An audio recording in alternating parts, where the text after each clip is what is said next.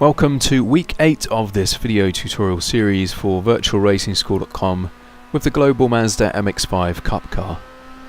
We return once again to Okayama for the second and final time in the schedule, this time running on the so-called short configuration. Turn 2 becomes an extremely challenging double apex right-hander, immediately leading into the end of the original full layout and demands a great deal of skill on the brakes. To get the most from the MX-5 around here, you really need to get the car rotating well on entry, whilst trying to also keep a tidy exit, which is certainly easier said than done. As usual, I've driven a lap in afternoon default weather with the iRacing baseline set up to match the official series, and we'll play the lap through first in full before then going into further analysis.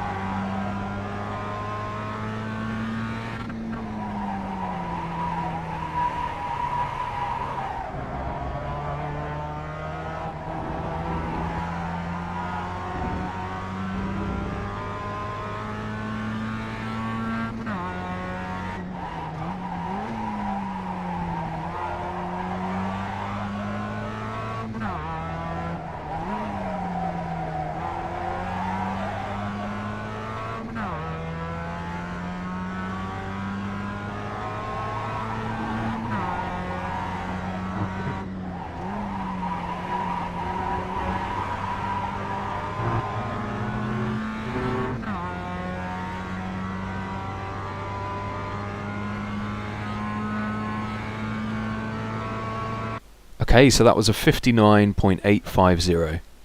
So on the VRS website, from the list of data packs, choose the Mazda MX-5 Cup data pack, and week 8, which is Okayama short session details loads, where you can download lap data, the replay, and the setup of course is the iRacing supplied baseline setup. We're just going to click on Learn Track, which will load up the analyzer.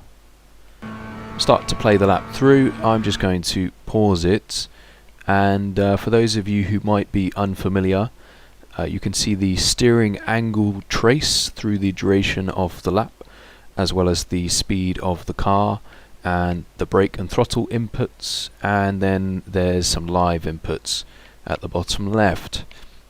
So to start things off, we're going to click on Sector 1, which is the run from the start-finish line to the braking zone for Turn 1. And I'm just going to slow it to half speed and mute it. So obviously at this point you're just thinking really about keeping the car in a nice straight line to the left-hand side, thinking about your braking point. Now unfortunately there isn't really a clear reference to use here, but it's going to be in between the bridge overhead and the flag post on the left hand side. So, and you're going to downshift from 4th to 3rd for this right hander, which is relatively fast. Just play that through. So I am heel and toe downshifting, so you can see my brake pressure there changes slightly as I blip the throttle to downshift into 3rd. Now this car doesn't need very much braking force to sort of be at threshold. It's about 50%, maybe 60%, but since this is quite a fast corner, you don't really want to be braking so hard.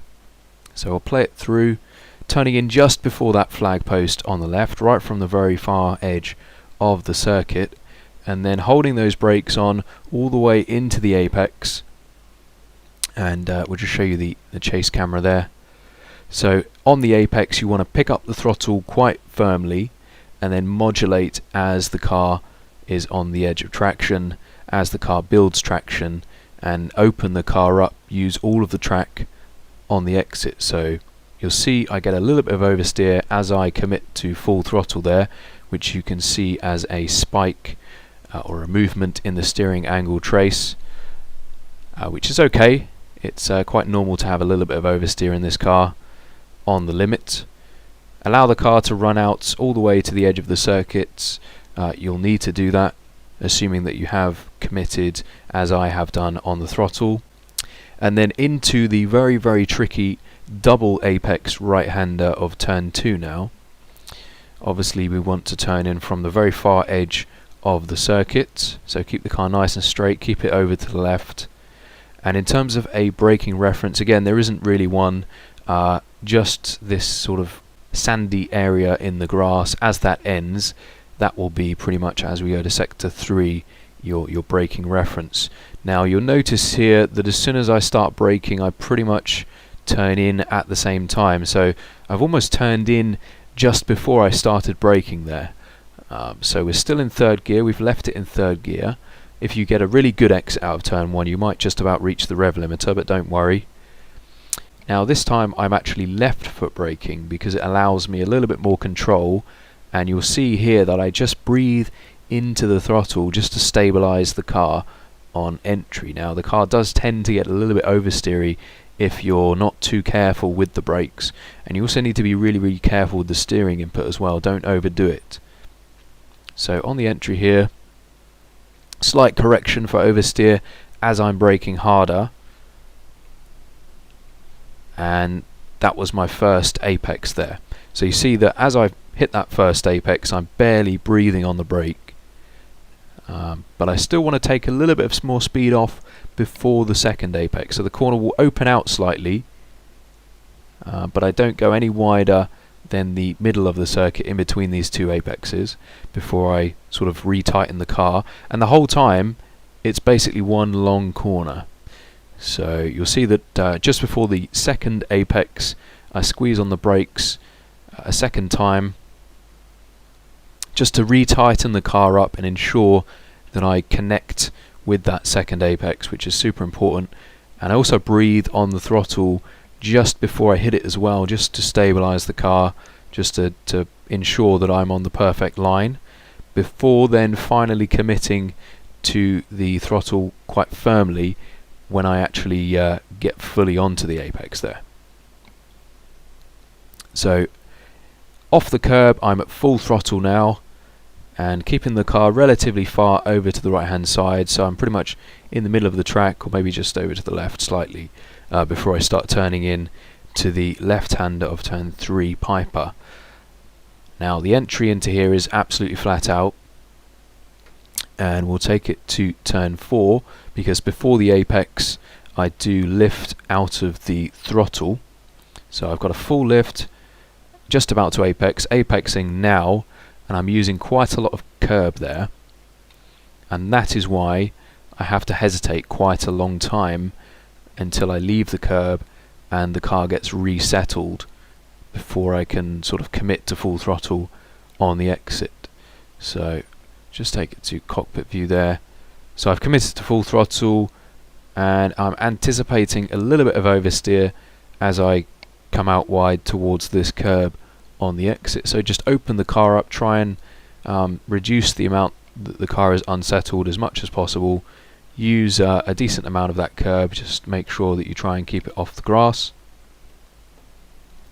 And then obviously down towards the hairpin of turn 4 Redmond, keep the car over to the right hand side, and there is a very brief upshift into 4th gear just before the braking zone into this hairpin. So you could leave it on the rev limiter there, but you might lose a little bit too much time. So we'll go to sector 5 for this, and you'll notice that as I brake, or just before I brake into here, the fastest way through here is almost like a V-shaped line. So I turn in before I start braking. So here we go.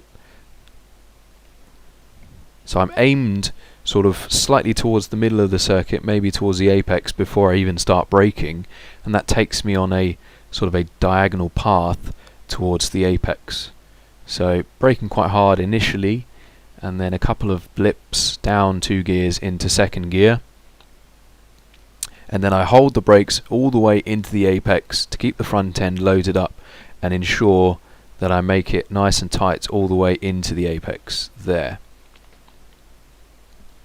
Don't need to be super early on the throttle out of here, but what you do want to try and be is quite aggressive initially on the power to almost get right to the edge of traction with the throttle and help the car rotate. So you want to exit this corner nice and tight because it leads immediately into the next right-hander of turn 5. So I don't venture out just over halfway across the track there, before then bringing the car slightly over to the left-hand side, up into 3rd gear, and then pretty much as soon as I'm in 3rd gear, I immediately start turning into the right-hander for 5. So we'll take it to sector 6 for that one. Now the braking is very, very minimal into this right-hander because we don't have much speed. We don't need to slow the car down very much. We just need to rotate the car. So braking only about 25-30% there, flipping the throttle down a gear, and it looks like we've missed the apex, but that's not really the case. It's just a very, very late apex, and the reason being is we want to square the car up as much as possible for the best possible exit out of the corner. So you'll see that we do eventually apex, but we're already on the throttle and we're actually at full throttle by the time that we do finally apex. So you see that in the middle of the corner I pick up the throttle quite aggressively initially, and then I kind of modulate and I wait for the traction to come in before then opening the steering up and committing to full throttle. Obviously keep the steering nice and quiet, use all of the track on the exit, keep the car over to the left hand side and turn in just around the flag post on the left hand side there. Keeping the car flat out in 3rd gear, aiming for the curb on the outside of the pit entry, up onto that curb. The only thing really to be aware of is that you don't drop any wheels over the inside edge, because that can get quite aggressive and hook the car into oversteer there. So obviously aiming for the outside of the circuit for the exit of the corner, and braking into the last corner is going to be just after the curb on the left there ends. So we're right up near the white line there on the entry, using all of the track on the approach. Again, not braking very hard into this one, down 1 gear into 3rd. We turn in pretty much straight away, so that's why you don't want to brake too aggressively. And then hold those brakes. A bit of oversteer there. That was caused by the braking. And you'll notice that I made a correction in the steering, which you can see in the steering trace, but I also breathe on the throttle. Now that's not a downshift, that's literally just to unload the front tyres a little bit and stabilise the car together with that bit of counter steer just there. And that hooks me up onto the perfect apex, and I'm on the throttle just before the apex, and before I get fully on the curb I modulate, and then I finally commit as I leave the curb to full throttle, hoping that I have enough track to work with on the exit. And the exit curb is very wide, very flat, so you can take full advantage of that, and allowing the car to run out wide for the best possible exit towards the start-finish line to complete the lap. You can find all setups, replays and telemetry for your own use and analysis on virtualracingschool.com, where you can also book one-on-one tuition with top drivers from the likes of Kwanda Simsport. Good luck for this week, and feel free to post any questions or comments below. Thanks for watching.